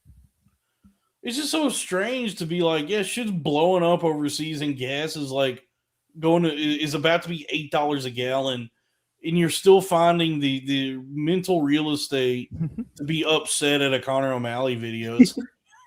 Yeah, I mean, I think that's a peacetime problem, right? Yeah, that's an Obama issue for sure. Yeah, that's an Obama. Yeah. Every time the Oscars come around, I think I've realized now that like weirdly the most culturally impactful movies every year are the ones where people are arguing about them on Twitter. It's like I don't think we have a way of like just something being culturally impactful unless there's some discourse around it. You know, like that's like. Which sucks. I don't like that. It used to be like discourse around movies makes sense, but 5-minute vertical but not in a not good discourse. I mean, like this is racist, or this is for or this is for I don't know. People just got so mad at One Battle After Another. It's like we can't just accept like a good movie anymore. It has to be. I guess it is a historical movie, but for the foreseeable future, it was like Sinners versus One Battle was like a fucking borderline race war on Twitter, which. I guess the Oscar is mostly for girls, so I hope it's winding down soon. But we've just been in the long 2016 for since 2016. Well, I do think that we're out of that, but the Oscars discussion is still trapped in 2016 and probably will be forever. I'm trying to only pay attention to things that matter, so I only watch like Fox News now. That's a really good point. One cat, two after a live fur. That is a really good point. So, oh yeah, that's gonna win. That's gonna win all the Oscars. Robbie Sawyer cousin is my film Skinner. But yeah, so the market is down though. It's bad. The S&P, but it's good because it'll go back up eventually. By the way, Conan is a great Oscars host. It's like it's so hard to do that job well. Like almost everyone's gotten bad reviews, and Conan just by like escaping getting in trouble keeps doing a good job. Like you know what I mean? I guess so. I mean, so shout out Conan. Yeah, I wish they'd let him do it. I wish they let him do it when he was like in his prime, like late night years. But he's still really good at it. They should just let him do that. Like have him on TV. He has a standing offer to keep doing it until 2029, whatever year that it goes to YouTube. Yeah, because I guess it's not even going to be on TV. It's because it's like weirdly. Yeah, there was a big Rob Reiner celebration. It is like weirdly. Somehow both irrelevant and relevant at the same. Like the Oscars is something that is becoming irrelevant to the point where they're not even going to be on TV anymore. It's just going to YouTube. Or wait, I think it actually has gotten relevant. No, that's actually more. I guess YouTube is more relevant than TV since it's gone to streaming. I think way more people have been watching it. When it was just on ABC or whatever, it was like no one watched it. But now I don't know. I think the Conan element, and they're nominating more popular movies, and it's streaming. Like it's kind of like I think people are over like the pomp and circumstance of it because like celebrity culture in general is kind of like people don't like to like worship anybody. They like clavicular. I worship God. Yeah. It doesn't matter if a movie wins an Oscar. Do people really care anymore? It does make people be like, I should watch that movie. But with Sinners winning it, like, wasn't that just like slop, basically? That's what gets me. That movie was very popular, though. I watched the Oscars. It's like fun. It's just like. But Jaws didn't win any Oscars because no. It's like, but you know what I mean? It's not. I'll put it this way: I think if you like movies and if you're a person that actually watches the Oscars because you like movies, it'll shine a light on maybe some movies you missed or something. Or honestly, a lot of people who don't watch movies and watch the Oscars, which is actually quite a bit of its audience. They'll see the clips during the Oscars and be like, that looks like a good movie. I'll watch that. Here's the thing. It's basically it's a lot of trailers in a row, basically. The best movie of 2025 was F1. And I went into the Oscars knowing it wasn't going to win. I think it won Best Sound, but I was like, this movie's not really going to win anything. No, so, Marty Supreme was a full shutout too. But it's like I know in my heart that the movie that's got the fastest cars is the best movie. Well, One Battle had some fast cars as well. One Battle After Another had some fast cars, but they didn't even come close to being as fast as the cars in F1. Right. So F1 being the movie with the fastest cars of 2025 is, at least by my standards, the best movie of the year. Right. The Oscars need to revalidate themselves by allowing one of Conor O'Malley's videos to win like best short or something like that, and then people are like, okay, this is legit. By the way, Warriors coach Steve Kerr won an Oscar at the Oscars. He wasn't there, but he won for best documentary short. He produced the winner, which is very funny. Hey, good for him. The shit that nobody sees. I think that as Louis C.K. those said, categories when Louis C.K. presented that award, he was like, everyone here is a driver. The guy, anyway, the person who directed best documentary short, they're going home in a Honda Civic. Like, basically. Oh like, yeah. Yeah, like those, like whoever is making the documentary shorts are not fucking millionaires by any stretch. Dalton, I did catch my ex-wife in a ham net. I will say that. I didn't catch that movie. But Bologna, but there was a few good. I mean, there's a few good fucking nominees this year. It was like Bologna was good. One Battle was really good. Marty Supreme was good. I mean, I guess I don't know if it was the best movie of the year but it was like the most culturally significant. Is the one that got ignored completely by not just the Oscars but everybody except for us because we're chuds. Right. Was Eddington? Chuddington. Yes, I agree. I agree. That was that was up there as my. That might be. No, I think One Battle might be my favorite, but it's in those two are also. I think Eddington is the movie that best captures whatever's happening to us. Right. But because of how unsettling, it's like it's not really a fun time at the movies. No, it's very funny, but yeah, Ari Aster, it's actually like really upsetting. He is good at making you really uncomfortable, and the thing is, nobody wants to think about COVID, and that's why I thought that movie was going to be good because I was like, Ari Aster is really good at making you like look at this thing you don't want to look at, and I was like, COVID is actually that's like a perfect subject for him to tackle, and it was great. And there was a lot of like weird movies nominated for sure, like fucking Frankenstein. It's like why? That's just like that's just Netflix money doing that for sure. And then like the fucking weird anti-Timothy Chalamet ballet or opera, like they got mad at him for saying ballet and opera. Or something. That was like a Weinstein style like political fucking press like smear to just like fuck with him. He's also not wrong. I mean. Yeah, it was a really about the ballet or the opera. That's a thing that no one's gonna remember in like 5 years, and they'll be like, "Oh, remember when he lost because he said that?" That was. I think the BAFTAs were way cooler because that guy screamed the N-word. That was.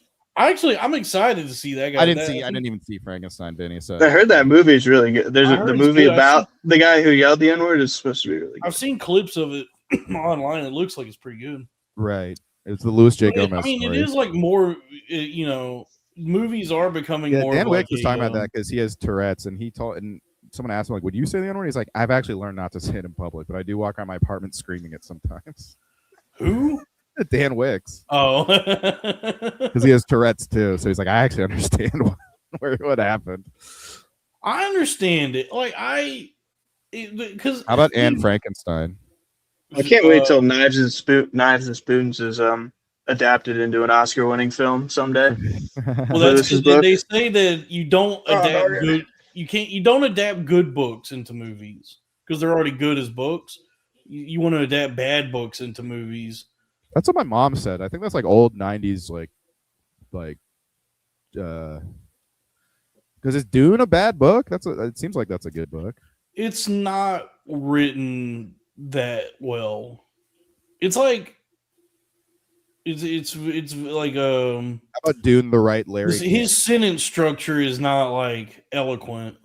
So he's just got he had a good idea for a world. It's got a lot of really cool ideas, but it's written that's perfect clumsily. for a fucking movie. Yeah, that's what I'm saying. Is like that's why the best movies that based on books are the movies based on books that are not that good but have good ideas. So like The Shining, the book. Wolf.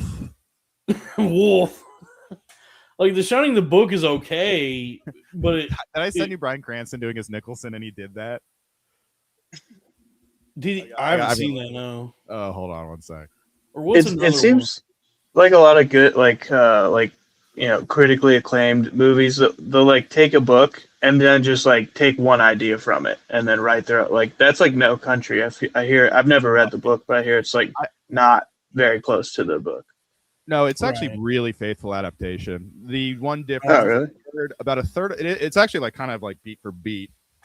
The one difference is like a third of the book is from Cheeger's point of view, whereas the Coens, Cheeger, please call it, homie. But yeah, so whereas like the Coens kind of just make Anton more like Michael Myers, like force of nature kind of guy, like just the embodiment of evil and chaos. Whereas you kind of get to know him in the Cormac McCarthy, but the Cormac McCarthy almost reads like a fucking like not a screenplay, but like the thing under the storyboard. It's very simple, blood simple. Yeah, I've read Blood Meridian. I was like, I don't even know who's talking right now. Dude, Blood Meridian is so confused. No Country is a much easier read. Oh, here we go. Dude, Jack Nicholson. I always want to put my hat back if I had sunglasses. What's that? I like to. There you go. That's I good. like to do. Like it's so fun to do that when you do Nicholson. He's right. Wait, show me the 1099s. Did you buy Lewis's book? They read like a full chapter out of on Skanks. Dan Soder was reading it. Oh yeah, I heard. I haven't seen that yet. I heard that was really funny. Yeah, it was funny because he got tired of doing the hey doggies, but yeah, dude, I did. Lewis will. I've been in there before where Lewis asked me to read his apology to Equinox as him, and I definitely like around the end of it, I was like, this is a little exhausting to keep doing this. Yeah, well, Dan did it for like 20 minutes too. It was like a big chunk of the. I hear it's like a great book. I hear it's good. It makes you. I don't know. Like Lewis, it must be hard to be you all the time. I think what Dan the best read writers was are comedians. Questionable. It was kind of like we were artists. Me and Dave Smith, we lived in a broken down apartment. It was just like I don't know, like romanticizing. I feel like Lewis has already talked about everything in his life on podcasts for 3,000 hours. Like, does it really need to be retold in a? I don't know. You know what? Though? I'm not a big reader. Hey, it inspired Sweet. I haven't read it, but it inspired Sweet to write a memoir.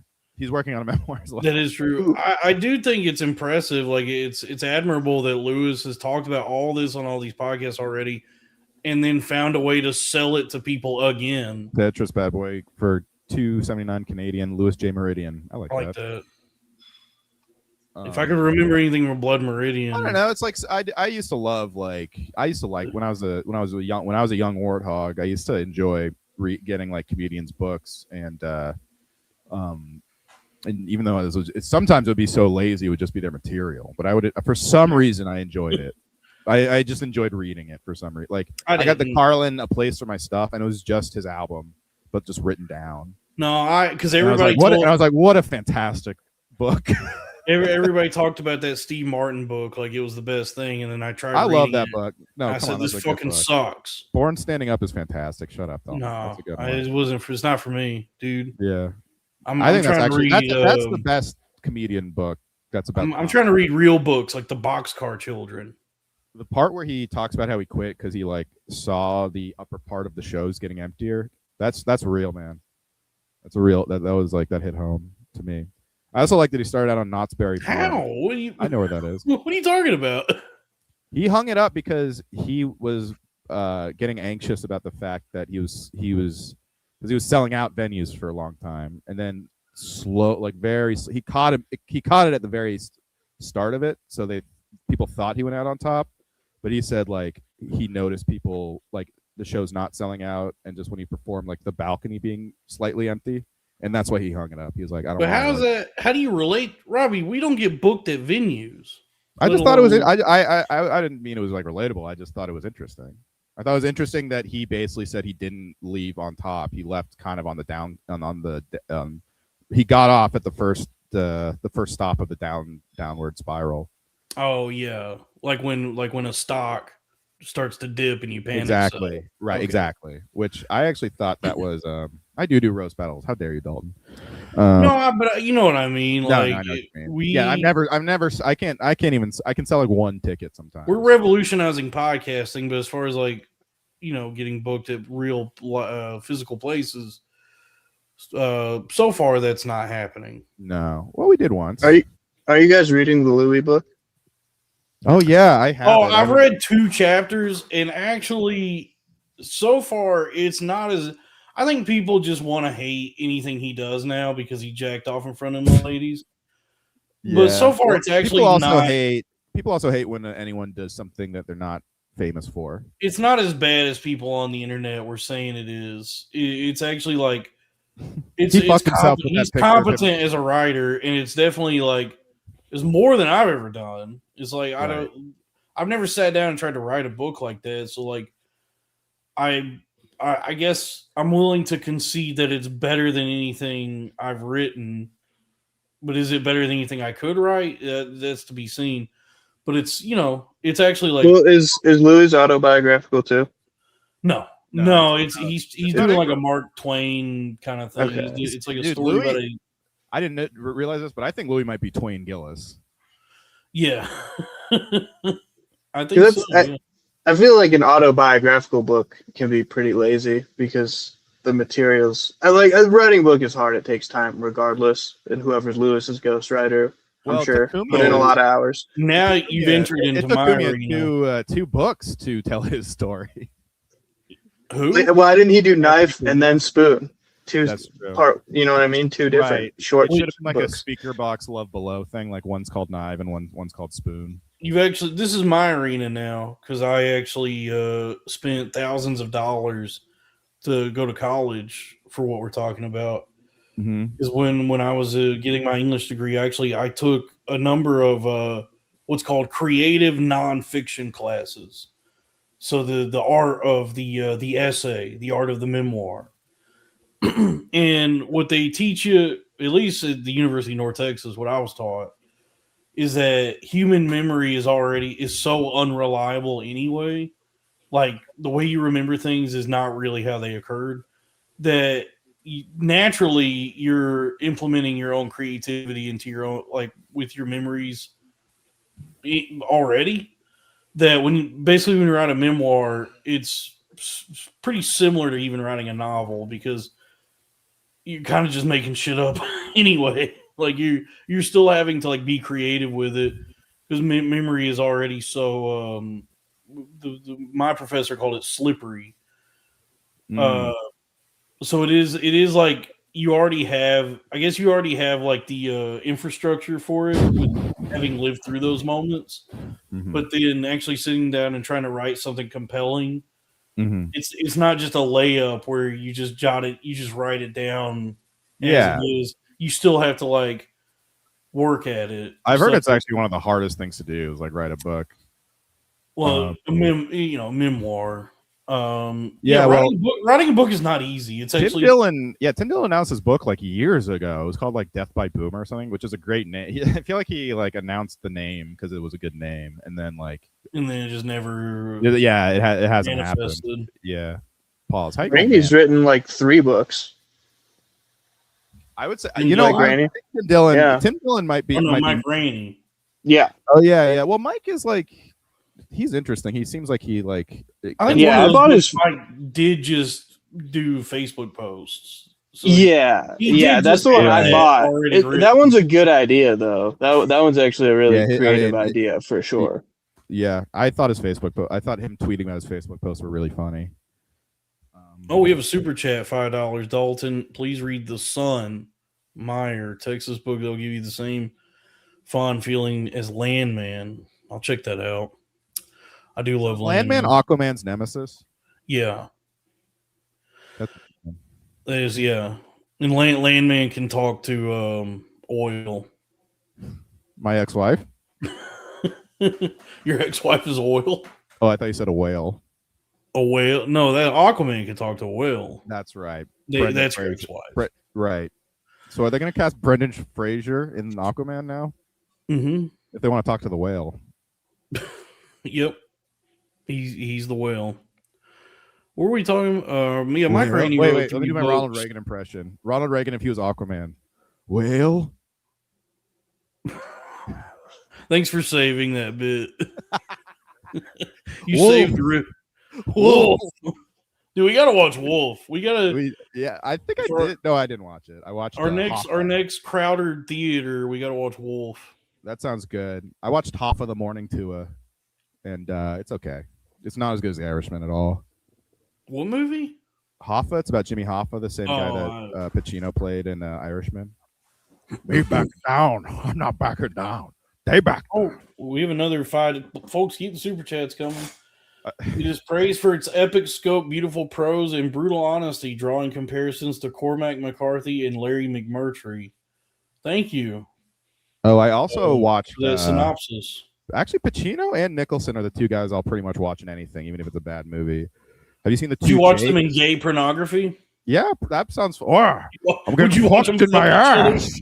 Huh? Glengarry Glen Ross. I didn't come. Could you suck me off? I guess I could. But finish. How does your ass taste on my cock? All right, just stop fucking me. Okay, here. Yeah. Actually, yeah. You wouldn't watch that? I guess I would watch that. Yeah. That'd be so. I would watch Al Pacino and Jack Nicholson in gay sex. The movie. Here's a gay guy. You. Say hello to my little penis. Also, all right, you know what? This is a good movie. Yeah, this is good. I'm telling you. First, you get the money, then you get the women, then you get the women to introduce you to her gay friends who you then have sex with. Ha! Glengarry Glen Ross is a good gay porno adaptation too. It's you. Who told you could fuck other men, namely me? Oh, I'm gonna have your ass, dickhead.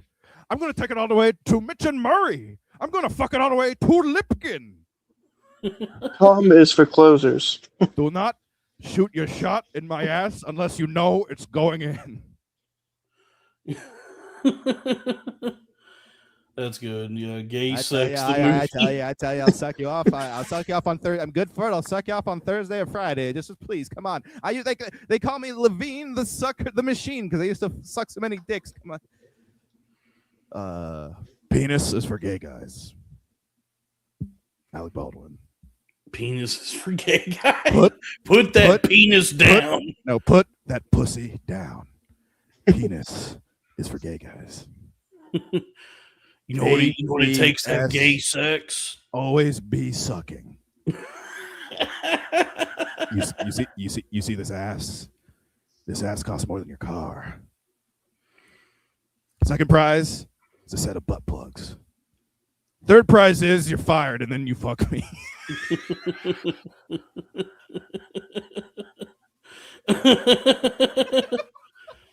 That's good, man. Very good. All right, I'm gonna head out, guys. All right, take it easy. See you later. The peens are weak. You're weak. Hit the bricks, pal, because you don't know how to suck if your name depended on it. So the lead, it's the peens. Yeah. Trying to remember. I gotta watch it again. I love Glengarry Dave Ross. Such a good. I'm gonna watch Glengarry. That guy's got a great ass. Thank you, Tuck and Tony. That guy, gay heat. Meat. Don't do anything unless there's a guy to suck right around the corner. Yeah, somebody only fucking as you want to walk away from 30 seconds when the meat closes in. That's good, man. Starring Sal Kilmer. You want the cock? Okay. I'm gay. That sounds great because I'm Tom Cruise and I'm secretly gay. Okay. Yeah. You don't have to change that one's name, by the way. That still works as a gay porn. Oh, yeah. A few good men. Yeah.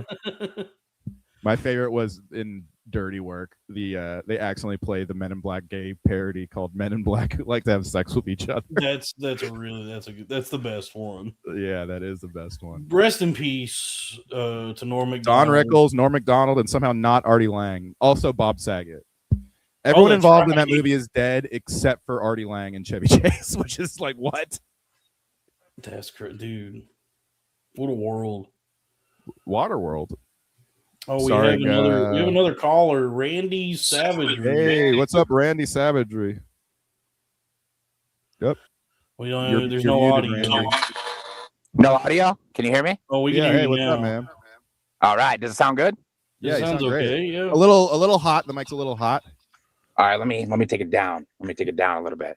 There you go. Better? Yeah, it sounds good now. Better. All right. Cool. What's up, guys? Hey, how's it going, man? What's up, How you dude? doing?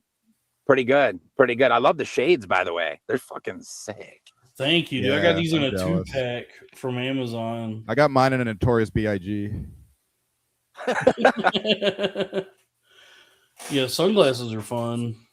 Nice. I'm upset though because I lost my favorite Kangol hat while I was down in Georgia. You rocking the Kangol hat? That's really coming back. I'm seeing it around. Yeah, I've been wearing I had this purple Kangol hat as my favorite hat, and then I lost it at a Mexican restaurant when I was after having dinner with my brother. And Now, then, I you always wear, use like, hats and sunglasses, so I kind of can't own either. That like I can't buy any of that. If I buy sunglasses, I know I'm going to lose them, so I usually get cheapos. yeah. What were you going to ask me, Randy Savagery? There's two different styles right now. There's like the tight, like to your scalp kind of one, or the bigger kind. Which one do you wear? Oh, I guess the bigger kind. The Okay. one, I wear like the Sam Jackson, Quentin Tarantino kind. Okay. I didn't Yeah, realize they both wore that hat. That's true. yeah. Well, Sam Jackson wears it because he's black. Quentin Tarantino wears it because he wishes he was black. Because he's cool with Jamie, all right? And let me tell you what I'm talking about. Me and Jamie, we went over there to the club, and we were looking at the hose, okay? Dude, I didn't even realize until I bought a Kangol hat for the first time. I always thought it was like a black brand. Like, it was something that was like created by, it was like a FUBU or something. But it's not. It's like an English, it's like made in England. It's like an English brand. Blinders. Like Black people just got Kangol like they did like Cristal or Hennessy, and it just became black because they liked it so much. But it's like not actually a black brand at all. It's the company that makes them. I think they still advertise them for like who they wish would actually buy them. Yeah, like Gucci. Black people definitely commandeered Gucci hard in the 2000s. It was so big. Yeah. But it turns out it's just like a kind of a luxury Italian brand that they're probably upset that now it's for black people. Because isn't that what happened with Cristal? Is like black people got into Cristal, and then the president or the owner of Cristal was like, dude, I wish like white people would drink this. I'm sick of fucking only rappers and black people drinking this shit. And so then I think it was like Jay-Z or somebody was like, all right, well, fuck your racist champagne. I'll make my own. Oh, Don P. Some of my bling bling for my homies. But then I think Jay-Z's was more expensive, and everybody just kept drinking Cristal. They're like, we don't care if it's I was disappointed when black people started wearing Sean John. I thought that was for white people. This is a good point. Al Pacino did a gay movie called that is why it's a great movie though. It's really good. I was thinking, by the way, William Friedkin. I was thinking this same thing. Completely shocked there's more than one black listener to the show.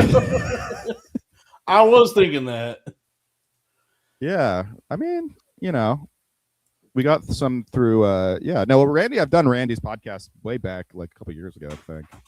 Okay. You still out there in Detroit, Randy? Oh, can't hear you. Oh, we can't hear you. It's your audio's off again. Are you driving Uber right now? Are you in between pickups? God, this reminds me of Stuber. I shut down the DoorDash for it. But I wanted to tell you though. So you remember the club that I worked for? Can you hear me? Yeah, we can hear you. Now. All right. So the club that I worked for, Detroit House of Comedy, they shut it down, bro. Why? Out of business. Why? So, I mean, if you ask me, it was because of the talent we were choosing.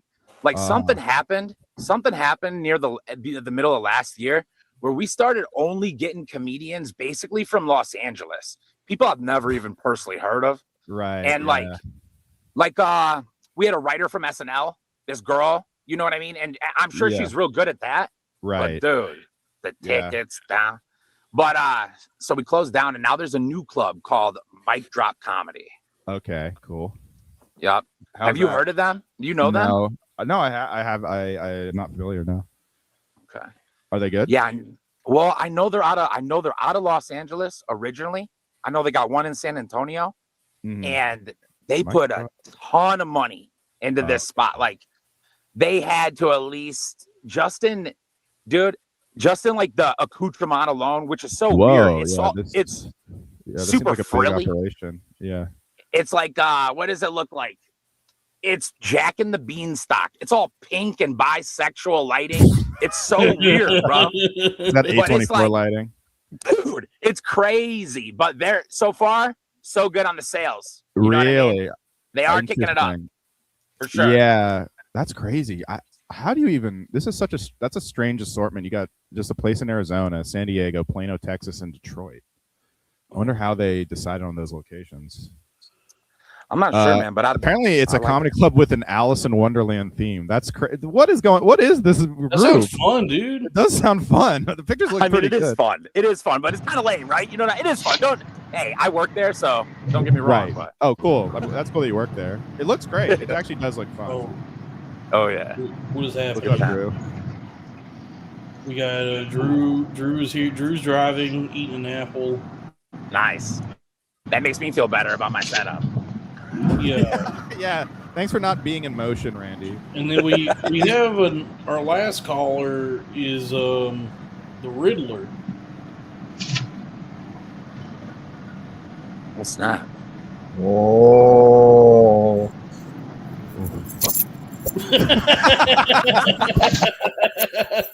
I'm muting Drew. Jingle me this. The jingler. The jingler. That's good.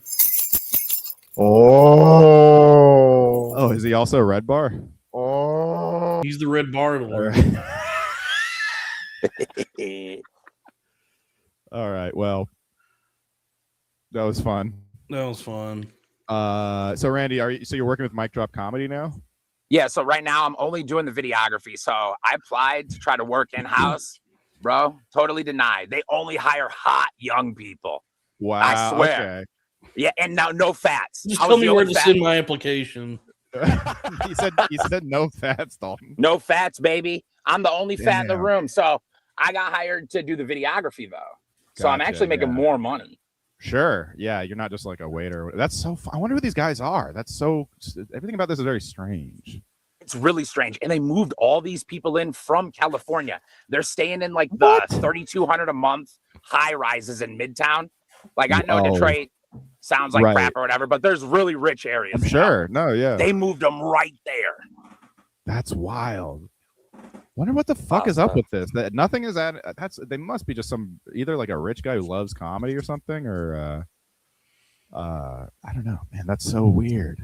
Everything about I'm very curious, from the Alice in Wonderland theme to the choice of like the cities. But that's cool. I mean, that's cool that there is someone putting elbow grease into a comedy club in Detroit. That's cool. Yeah, they did good too. They did good on the sales on their opening week and whatnot. It is like, so I was there last weekend to film. It's definitely like, I think there was only like 127 seats sold. It's already going back down. So okay. It's a little... Oh, you got Justin Silva coming there? Wait, what's up? You got Justin Silva coming there. You got Stormy Daniels coming there. Yeah. Little Sasquatch. Yeah. This is a hell of a lineup. All the you got stars Sam Talent. here. Sam Talent's great. April 15th. Yeah, well, go Sam check Talent out. is great. If you're in Detroit, go see Sam Talent at the and the Ghost Tour. That sounds fun. And Hip Prov. It's hip hop improv. Yeah, that sounds great. This sounds there great. is one in Plano. Dude, I love that. I love that. It's like calendar, contact store tours, and then under tours it just says ghost tour. Ghost tours. I love ghost tours. That The does ghost sound tours. That sounds like a good. Ghost tours are a great tour. I'm going to New Orleans soon. I went on a ghost tour there once. Awesome. That's cool, man. Well, all right. I think we'll let you go, Dan. But anything to plug besides the ghost tour? The Ghost Tours, Randy Savagery Show, all platforms, mostly Instagram. Check out the clips. Fuck yeah. Awesome, man. Thanks for dropping by. Appreciate it. Yep. Have a nice time. Thank you. Look at that. We have another black listener. We got 2. It's growing, dude. Yeah, I'm pretty sure he was he's been a fan for a long time because he asked me to do a show. You think he'll buy a YN time shirt? You know what? Maybe black people could buy it and be, you know. Anybody can wear it. There was a great on r/Kanye. There was one that. It's a great shirt. The material is very comfortable, and it's, you know, it's a podcast shirt that doesn't like have it's not just the podcast on the shirt. It's its own thing. So you know, when people ask you about it, it works on its own as a shirt. Oh, but then you could tell people like, oh, this is from a podcast I like also. So it's not just a podcast logo. So don't care to read the subject. I was bumping yay like a YN and forgot the camera was recording. Looking back, the video was #trim, so I had to share it with you 5. Wait, hold up. All day, nigga. How much time you spent at the mall? All day, nigga. How many runners do you got on call? All day, nigga. How long they keep you in call? All day, nigga. Okay.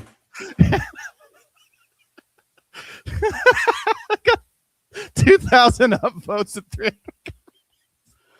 300. So yeah, I thought that was interesting. Yeah, that's cool. That you can relate to that. That came across my desk. Yeah, you be a YN bumping yay. I do be bumping yay. I don't do that. I don't think I do that though.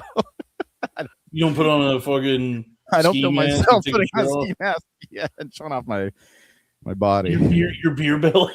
Yeah, dude, I love that guy. Whoever that guy is really funny. Just bumping you like a wine. Dude, it's so fucking hot in this room I'm in. I'm not. I feel like I'm going to pass out. Should we go to Patreon? Yeah, let's go to Patreon. I have to poop again. Yeah, I gotta piss like a racehorse. All right, well, folks, we're gonna go to Patreon. If you're watching, also please like and subscribe, and everybody please comment. That'll help us with the algo. I feel like we've been a little dry on the comments lately, so let's wet up that pussy. And like, subscribe, comment, hype, tell your friends, buy some merchandise. Button. Hype it. I know this is corny streamer speak, but it really does help. And leave a review. We never say leave a review on fucking iTunes or everything. Oh yeah. If you're an audiophile, or I'm not an audiophile. Feed. I'm not an audiophile at all. I mean, if you're tuning in now, you probably like watching things live. But there is an audio feed, so you could go to iTunes or Spotify and leave a review there. And even if you don't listen to audio, leave a review. Why not? You know. And apparently Keenan found the show by typing to ChatGPT podcasts like Cumtown. So if you could just and I do be updating the audio feed. You guys help us whatever that is, whatever keeps us in that Cumtown association, you know, in case people go into ChatGPT. Like, we're trying to be the most successful knockoff of a podcast. Besides the ones that they do. Besides the shows they do. But no, hey, look, we appreciate all y'all. Thank you, Woosley. That's very nice. All you guys are great. Great, good to see everybody. Dalton, I'm glad you're back. We're gonna go to Patreon. We're gonna go to Patreon now. The Patreon again is patreon.com/the arena of ideas. For as little as $5 a month, you get access to all the premium episodes and bonus content. And I'll go now that I'm saying it. Let me go ahead and do this. We do shout outs for our $10 a month subscribers and above. Whenever I remember to actually do them. So let's do the shout outs. I'm not happy now that I'm pulling up the Patreon how many people have canceled their memberships. So we need we need our prayer warriors to subscribe to the Patreon, patreon.com/the arena of ideas. And the shout outs. I've got some good Patreon content on deck, dude, by the way. Okay, I'm excited. The shout outs, this is our $10 tier, our new rulers. JCG, Scotty MTL, Tarvin, Trevin Baker, MC Downtrend, Aaron Gutenplan, Drew Huntley, Vincente Caprini, and Broke Degen, both the same guy, both dead. Johan Bad Bart, Textbook, Goes Hog, The Way of the Hammer Eye, James Worrell, Robbie's third Patreon, Vinny Sarcophagus, Firefly Depot, Lil Goblin Fella, Fana. Please keep updating audio feed. Thank you. Prayer Hands, Mariska Hargate, White Boy Kumia, Drew Huntley again, Robert Goodwin Jr., That's Joseph D, and R3C2. Once again, that's patreon.com/the arena of ideas. Come see me in Virginia. Vagina. And come see me in Manassas, Vagina tomorrow, and another place in Virginia that I forgot. Yes. Please, but we'll be on. We're gonna be live on the Patreon here in the next few minutes. If those aren't good shows, I will relapse on Kratom, and it'll be very sad. I'm gonna do some Kratom right now before we do the Patreon. Yeah, maybe Kratom is good for you. It's good for you. It's like a supplement, dude. It's got like a bunch of benefits. So we'll be live on the Patreon here in a few minutes. Join us over there. Thank you. I love you, and good night. Please be safe, everybody. Please, yeah. I'm Peter.